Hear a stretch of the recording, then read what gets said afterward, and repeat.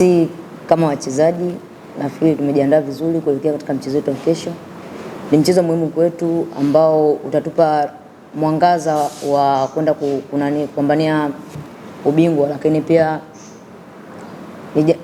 tuendelee kumshukuru Mwenyezi Mungu maana kwamba tuweze kuamka salama ili tukaweze kufanya vile vitu ambavyo tumeelekezwa. Nafikiri kwa swala la ufundi makocha wamemaliza, imebakia ni swala kwetu, na sisi tumejiandaa vizuri kwa ajili ya kwenda kukamilisha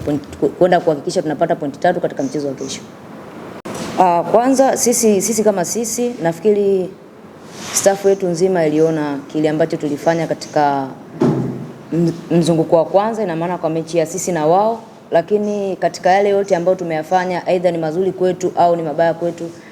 na tumeenda kuyafanyia marekebisho katika uwanja wa mazoezi, na nafikiri tutarudi bora zaidi kuliko hata vile ambavyo tulianza katika raundi ya kwanza. Kama wachezaji tunajitahidi sana kukabili pressure hiyo kutokana na kwanza kila iweze kuharibu katika mpango ambao sisi tuko nao, lakini